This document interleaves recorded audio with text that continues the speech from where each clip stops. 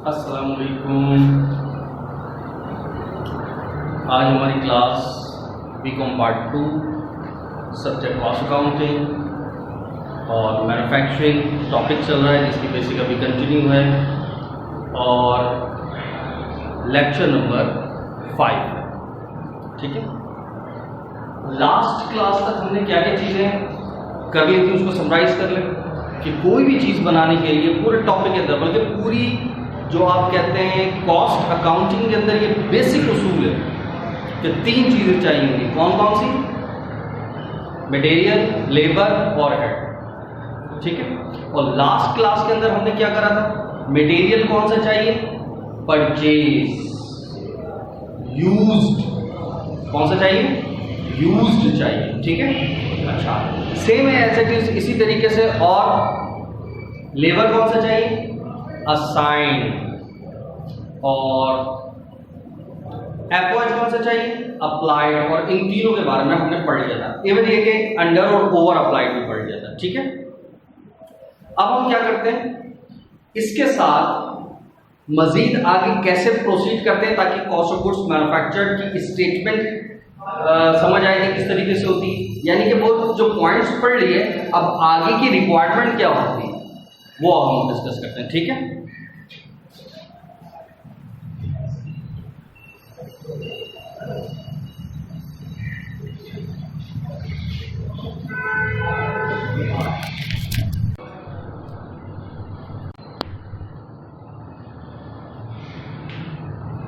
तो रिक्वायरमेंट के अंदर क्या क्या है चीजें उसकी। Number 1, statement of cost of goods sold. What it? सबसे पहले आएगी हेडिंग। अब हेडिंग में क्या क्या आता है? अब जब मैं वो तमाम चीजें इसके अंदर रिपीट हो रही हूँ, ठीक है, पूरी समझो इससे पहले जितनी भी हमने चीजें पढ़ी वो सम अप होकर आ गई। ठीक है, तो अब हम ये देखते हैं किस तरीके से होगा। सबसे पहले हेडिंग के अंदर नाम,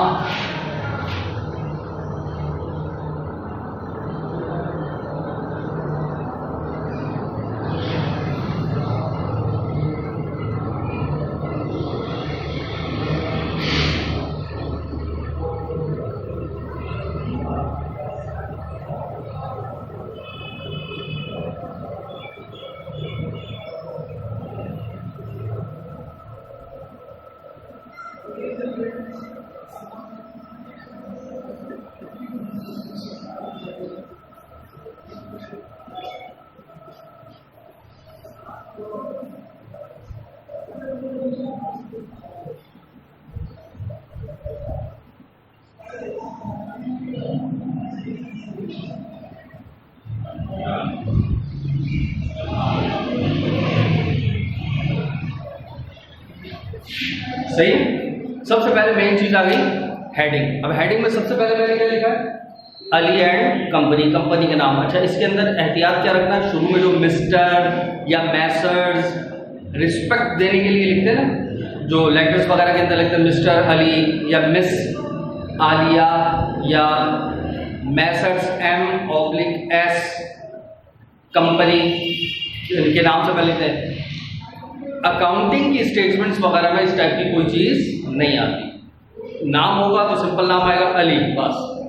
कंपनी होगी तो सिंपल कंपनी का नाम आएगा Ali and company, Ali manufacturing, Ali general store वगैरह वगैरह। Next, statement of cost of goods manufactured जो आप बना रहे हैं।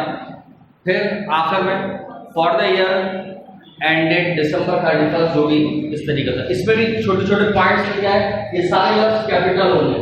F कैपिटल होगा, Y कैपिटल होगा, E कैपिटल होगा, D कैपिटल होगा और बाकी नॉर्मल दिसंबर का D कैपिटल।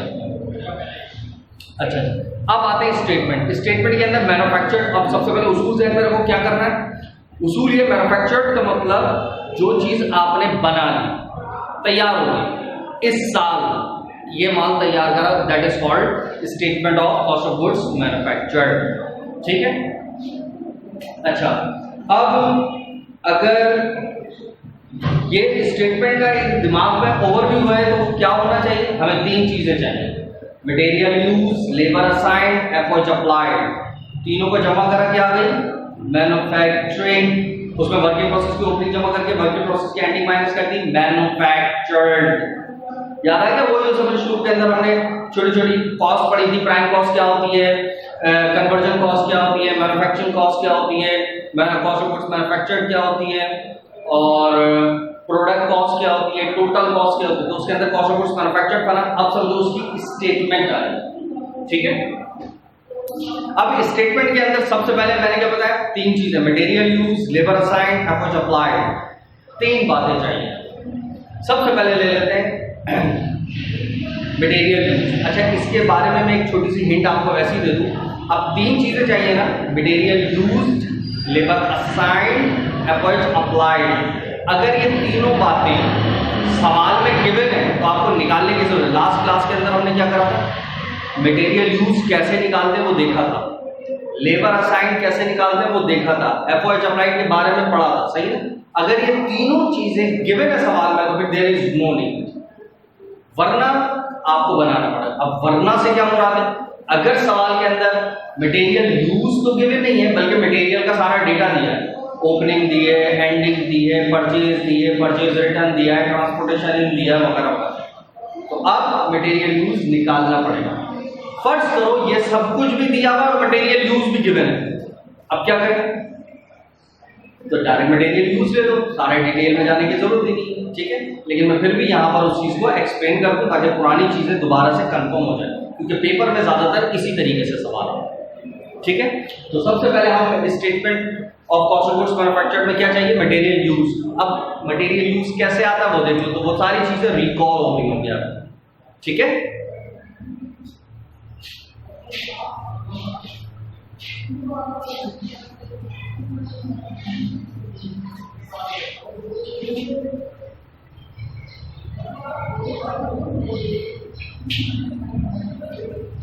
तो क्या चाहिए सबसे पहले,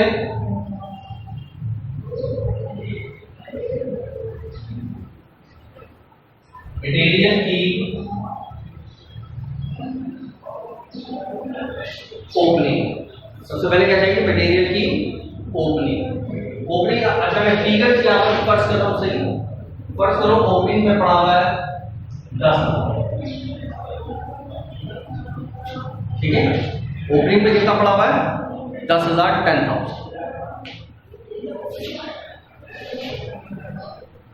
इसमें ऐड करा देंगे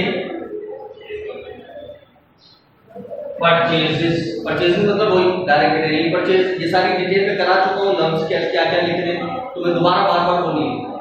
अब मैं सिर्फ उस चीज को समाप्त करूं। अब परचेज कहां लिखते हैं, इसके नीचे या थोड़ा पहले, अब ये सवाल पैदा होता है तो कहां लिखेंगे, ये वहां लिखेंगे कि मैं सारी डिटेल लिख रहा हूं। अगर सवाल के अंदर तीन बातें याद रखना, परचेज रिटर्न, परचेज डिस्काउंट और ट्रांसपोर्टेशन इन तीनों में से एक भी मौजूद है तो परचेजेस को थोड़ा पहले लिखेंगे क्योंकि उसके अंदर एडलेस करना है, फिर आगे।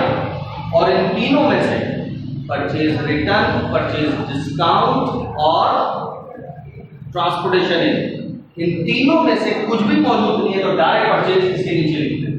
तो ये पॉइंट्स आपको देखो, ये प्रैक्टिस से आते हैं, ये कोई बताने वाली चीज नहीं है। मैं इधर लिखूंगा, इधर लिखूंगा, इधर लिखूंगा, ये तो बस पता होना चाहिए कि किस चीज में प्लस माइनस होता है, वो चीज उसके हिसाब से लिखेंगे, ठीक है। तो फर्स्ट कर लो परचेजेस है 60, परचेज कितना है 60,000। इसके अंदर से लेस होता है परचेज रिटर्न या परचेज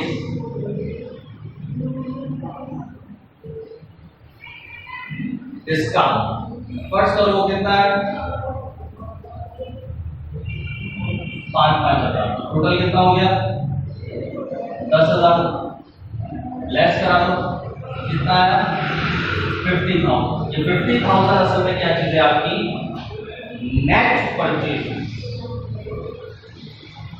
क्या है ये, नेट परचेज, कॉलेज परचेज आपने इतने का किया, लेकिन लाने के चक्कर में आपके कुछ पैसे लगते थे, वो क्या लाया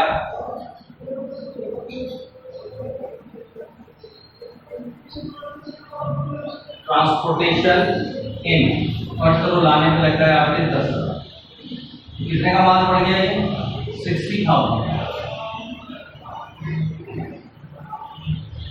ये कहलाती है आपकी 60,000 क्या चीज, कॉस्ट ऑफ परचेज। इसमें जो माल पड़ा हो कुल मिला के 60 का पड़ा, पहले से मेरे पास कितने का था 10 का, 60 का मुझे और माल आया, तो टोटल कितना हो गया 70 है मेरे पास अवेलेबल जिसको मैं इस्तेमाल कर सकता हूं। तो ये आ गया material available for use, material available for use, ये आ गया मटेरियल अवेलेबल फॉर यूज। पहला पॉइंट अचीव, अवेलेबल का काम है। लास्ट इसके अंदर क्या करना है, ओपनिंग लिस्ट करो, एंडिंग का क्या करोगे लेस करो, लिहाजा इसमें से लेस हो जाएगी मटेरियल की एंडिंग, एंडिंग वर्ड्स करो कितनी है 20,000, कितना हो गया 50,000। ये 50,000 है एक्चुअल में मटेरियल यूज या कंज्यूम। देखो लास्ट क्लास के अंदर भी ये हुआ था ना पॉइंट, तो देखो मैन्युफैक्चर के अंदर एज इट इज रिपीट हो रहा है, सही है। तो देखो अकाउंटिंग, कॉस्ट अकाउंटिंग के अंदर ये चीज बड़ी अच्छी है कि हर सवाल में ना ये जो बेसिक सवाल है ना, बेसिक मैन्युफैक्चरिंग का टॉपिक, इस ये जिसको आता होगा उसको बाकी सारे सवाल आ जाएंगे और ऐसे आएंगे, जिसको ये नहीं आता वो हर सवाल में फंसेगा, क्योंकि ये बेसिक उसूल हर सवाल में अप्लाई होंगे, हर सवाल के अंदर, और जिसको ये आता है उसको सारे सवाल फटाफट आते चले जाएंगे। इस वजह से इसके ऊपर सबसे ज्यादा मैं जोर दे रहा हूँ।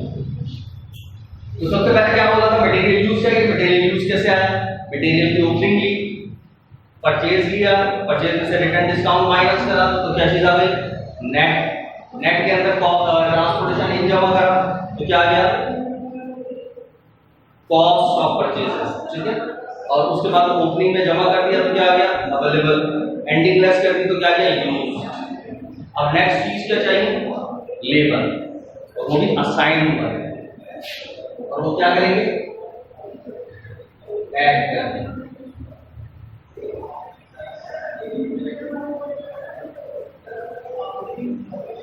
डायरेक्ट लेबर ऐड हो, खर्च कर लिया, वो कितनी है वो भी 50, सही। और क्या चाहिए था एफर्ट चाहिए, ये एफर्ट कौन सा वाला होगा याद है, अप्लाइड वाला, वो खर्च कर लिया मैंने, वो भी 50, इन लोगों को जमा करो कितना हो गया 150,000। ये 150 क्या चीज आ गई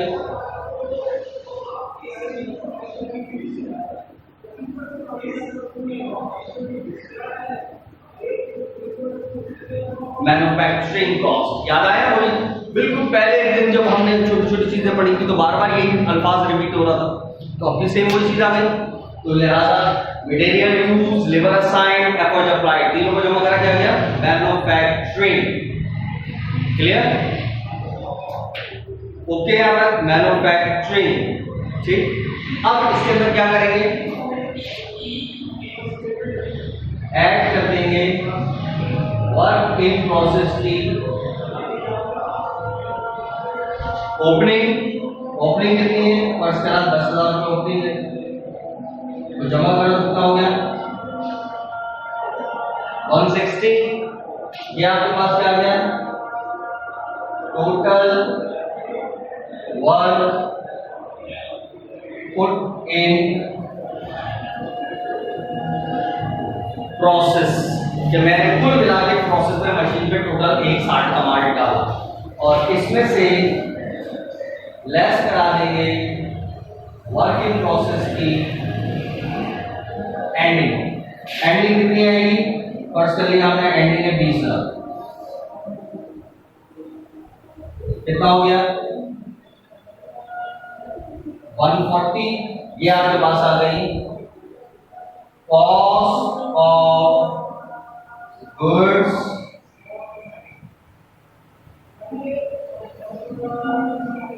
मैन्युफैक्चर्ड। बताओ यहां तक okay. Statement of cost of goods manufactured ये इस तरीके से बनेगी, बस इससे आगे प्रोसीड नहीं करेंगे, बस ये कॉस्ट ऑफ गुड्स मैन्युफैक्चर्ड की जो स्टेटमेंट होगी वो हमेशा याद रखो।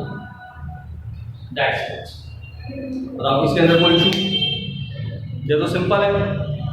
डन, ओके, पक्का, सही है। अब चलते हैं statement of cost of goods manufactured होगी। अब आते हैं इनकम स्टेटमेंट की तरफ। अब इनकम स्टेटमेंट कैसे करते हैं? अब first year, second year, BCom part वाले इन सब में इनकम स्टेटमेंट पढ़ी थी एट फाइनेंशियल अकाउंटिंग के अंदर।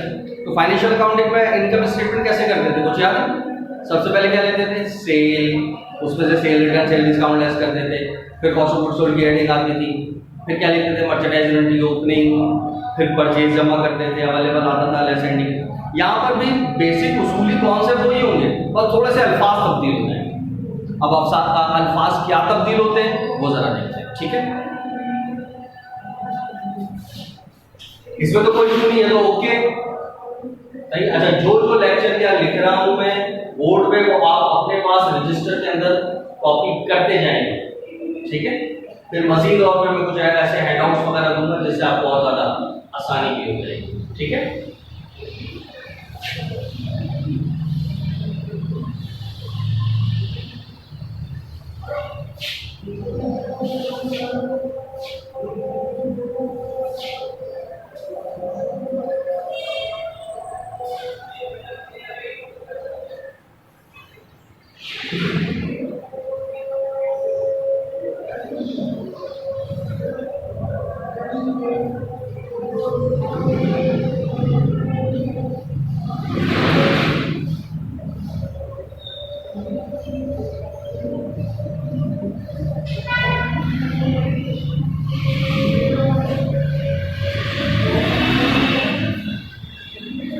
अब हम आते हैं अपनी इनकम स्टेटमेंट की।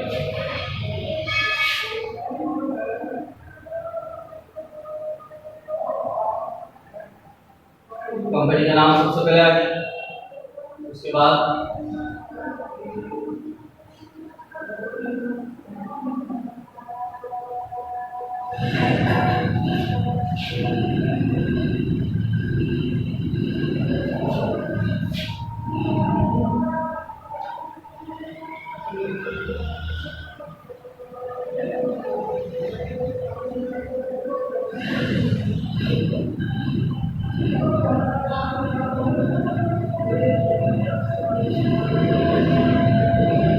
तो हेडिंग के तरफ दोबारा तो मुझे छोटे छोटे पॉइंट डिस्कस करने की जरूरत नहीं। क्या था वही, कंपनी का नाम, इनकम स्टेटमेंट और फॉर द ईयर एंडेड दिसंबर 31, 2009। अब सबसे पहला पॉइंट क्या चाहिए? Sales.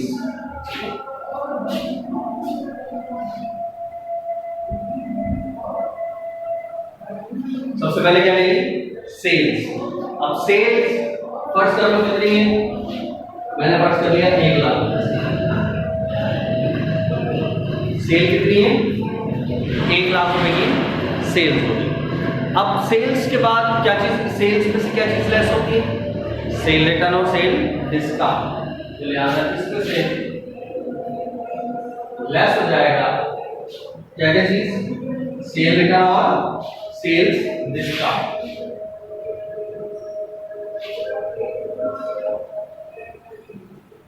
Cell return, sale discount. First का दो कितना है? 5 नहीं, फिगर में हर चीज के अंदर अज्यूम करना। ये सवाल में सर गिवन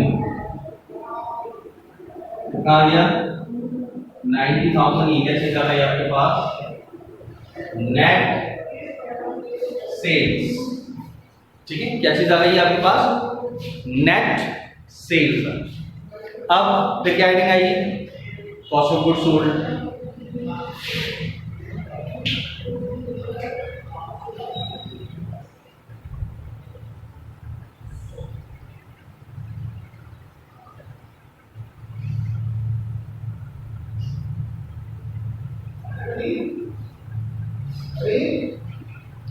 अब नेक्स्ट हेडिंग आ गई कॉस्ट ऑफ गुड्स सोल्ड। अब याद रखो वही कॉस्ट ऑफ गुड्स सोल्ड के अंदर उसूल क्या था, opening, at purchase available, less ending, ये तीन चीजें थी। यहाँ पर भी यही होगा, बस नाम तब्दील होगा। अब नाम क्या होगा, अब यहाँ पर आपने माल बेचना है ना, तो हर चीज आपको तैयार चाहिए, और कॉस्ट अकाउंटिंग में तैयार चीज को क्या कहते हैं बताओ, फिनिश्ड गुड्स।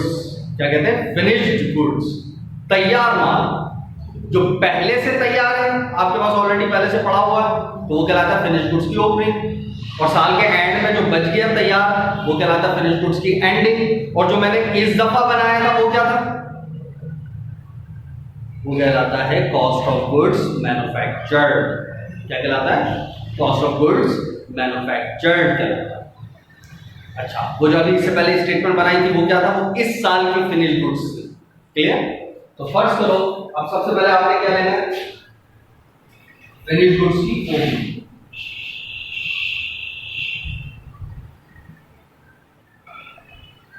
फिनिश्ड गुड्स, इसकी क्या लेनी है,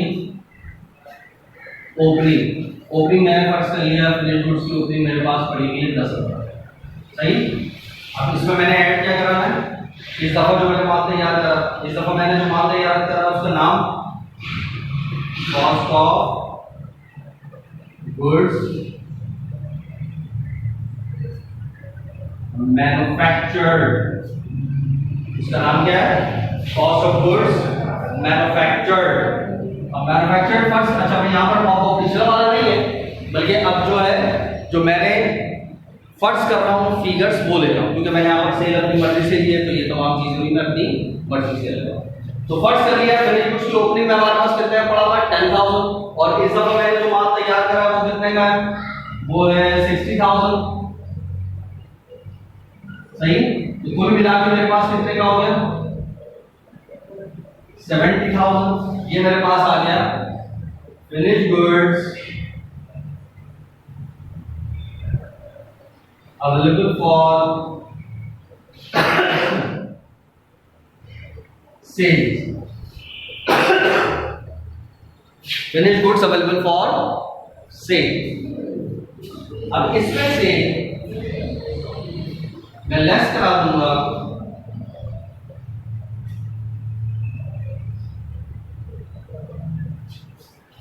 फिनिश्ड गुड्स की एंडिंग। एंडिंग मैंने फर्स्ट कर लिया है मेरे पास 20। ये मेरे पास क्या चीज आ गई 50,000, और ये मैंने आगे लिख दिया। ये 50,000 क्या हो गई मेरे पास, cost of goods sold.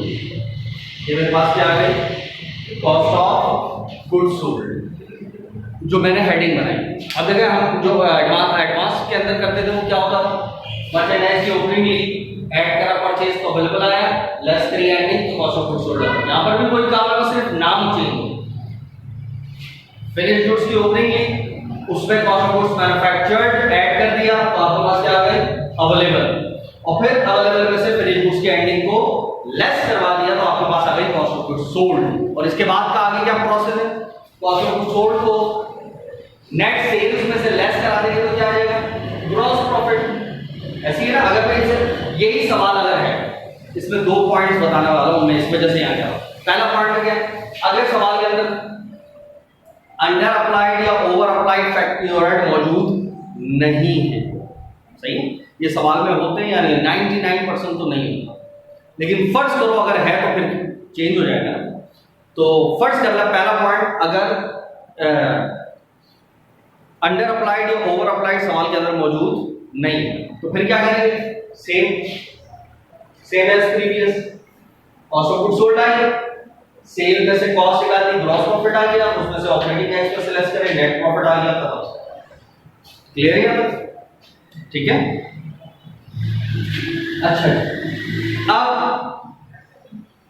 First कर लो, ये तो मैं आगे प्रोसीड करने की जरूरत नहीं, फिर मुझे लाइन लगानी पड़ेगी, और फिर यहाँ लिखना पड़ेगा ग्रॉस प्रॉफिट, उसके बाद में एक्सपेंस लेस करना पड़ेगा, मेरे पास आ जाएगी नेट इनकम। ऐसी है ना। अब फर्स्ट करो सवाल के अंदर अंडर या ओवर अप्लाइड मौजूद है, तो अब क्या करें? अब सिर्फ ये काम करना है, इसको डायरेक्ट अब ये यहां ना लिखे, इसी के नीचे लिखे 50,000 ये आ गया कॉस्ट ऑफ गुड्स सोल्ड, और अंडर या ओवर यहां पर एड लेस होगा। सही, फर्स्ट कर ले अंडर अप्लाइड, तो अंडर अप्लाइड अगर है तो क्या करेंगे, इसको ऐड।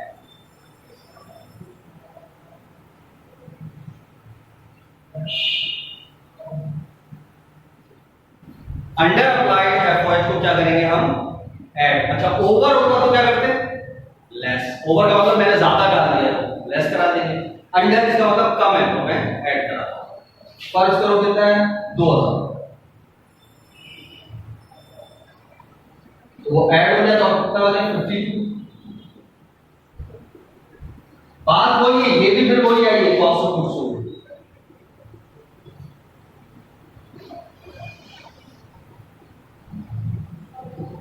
सही, काम फिर वही है, इसमें से यही निकालेंगे तो कितना, जरा माइनस करो, कितना बचा, 38। सही, और ये क्या चीज आ गई थी,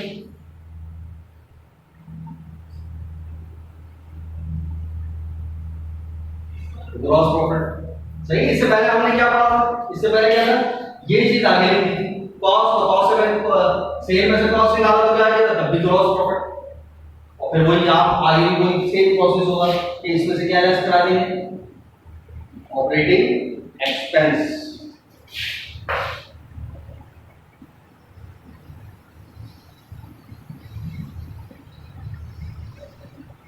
अब ऑपरेटिंग एक्सपेंस बहुत सारे होते हैं। अच्छा, ऑपरेटिंग एक्सपेंस के अंदर भी दो कहानी होती है, एडमिन के खर्चे होते हैं और एक मार्केटिंग के होते हैं। आपको अलग अलग करने की जरूरत नहीं है, अनटिल और अनलेस सवाल में खुद मेंशन ना हो कि भाई ये अलग अलग बताओ, तो फिर आपने भी अलग अलग हेडिंग करके मार्केटिंग के मार्केटिंग में लिखने हैं और एडमिन के एडमिन में, वरना ऐसा होता नहीं है। अगर ऐसा होगा तो वो बाकायदा अलग से पूरे सवाल बनाते देखा कि बहुत सारे एक्सपेंस दे दिए, अब बोलेगा इसमें से बताओ मार्केटिंग कौन से हैं, ये कौन से। इसके अंदर अलग अलग करके नहीं बताने आपने, जो भी आएगा ऑपरेटिंग सारे सारे। अब फर्स्ट करो डेप्रिसिएशन है ऑफिस का यूटिलिटी बिल है, सैलरी है, वगैरह वगैरह, ये तमाम। और यहाँ मैं एक आध लिख देता हूँ, जैसे सैलरी, वो कितनी है भाई, 30,000, कितना आ गया, 8,000। ये आपके पास आ गई नेट, ये क्या है इसकी नेट इनकम। ठीक है, तो ये तो नॉर्मल है सवाल। अब सिर्फ ये चीज थी यार, ये भी कॉस्ट ऑफ गुड्स सोल्ड है, ये भी कॉस्ट ऑफ गुड्स सोल्ड है, दोनों कॉस्ट ऑफ गुड्स सोल्ड हो गई ना। तो इन दोनों में डिफरेंशिएट किस तरीके से करेंगे, ये जो पहले वाली आई है ये कहलाएगी cost of goods sold at normal, और ये कहलाएगी cost of goods sold at actual. सही है,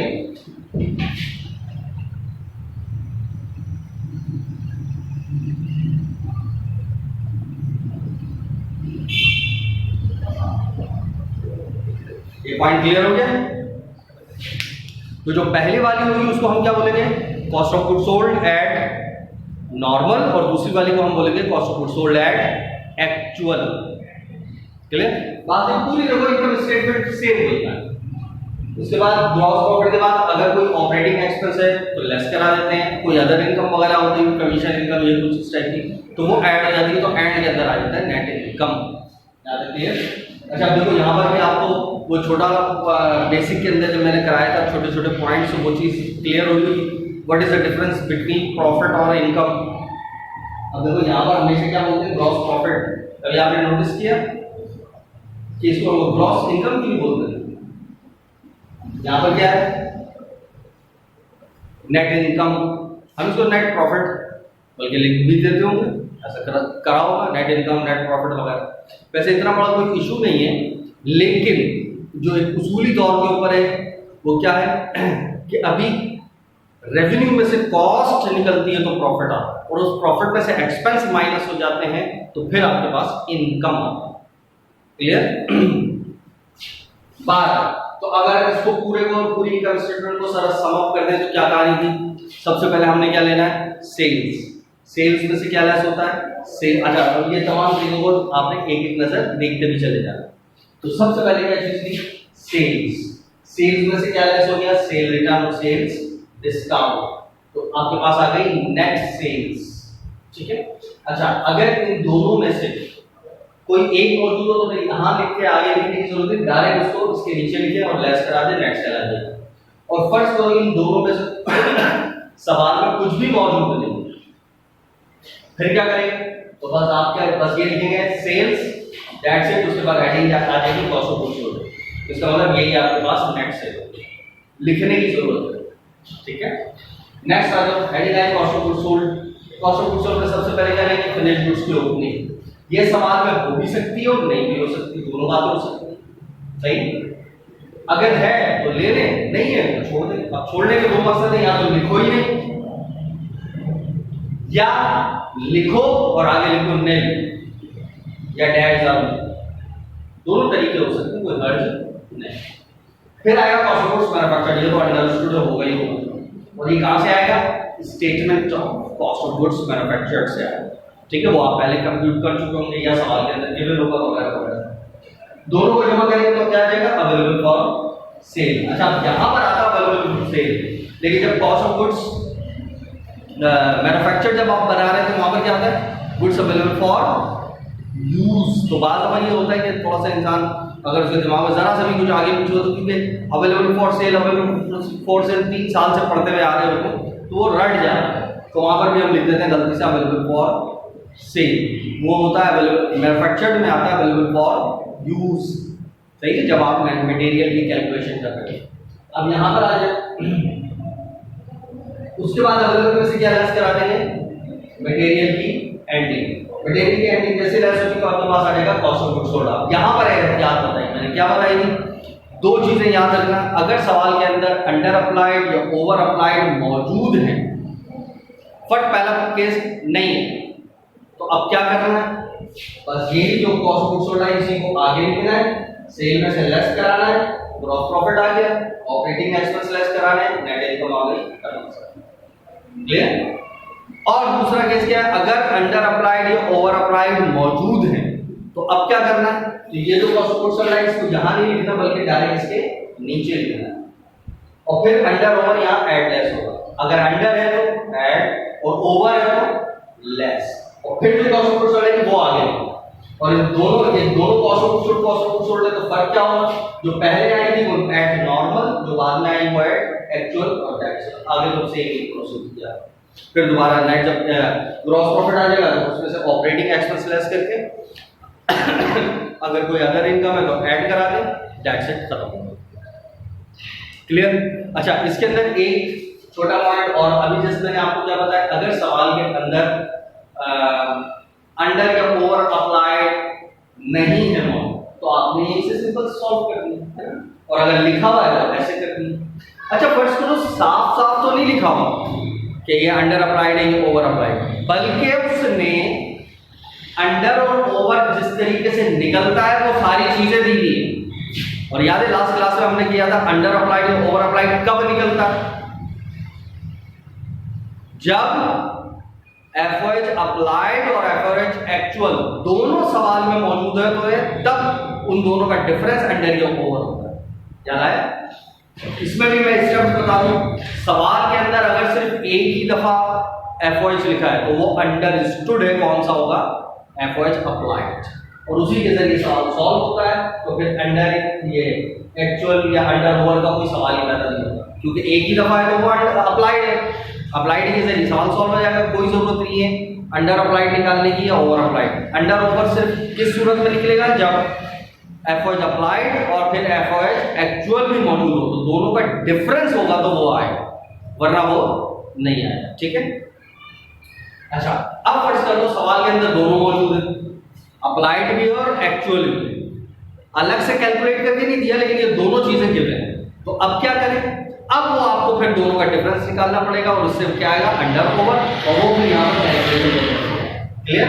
बाकी पूरा सवाल बोल बताओ। इनकम स्टेटमेंट के अंदर कोई इशू, स्टेप बाय स्टेप हुर बहुत यही होगा, इससे ज्यादा कुछ नहीं हो सकता, कम ही हो सकता है। क्लियर? अब जब इनकम स्टेटमेंट हो जाएगी, यही मेन चीज आ रही, उसके बाद फिर आते हैं एंट्रीज। क्लियर? ये सारी कैलकुलेशन है कुल मिला के पूरे मैन्युफैक्चरिंग के अंदर, पूरे कॉस्ट अकाउंटिंग के अंदर।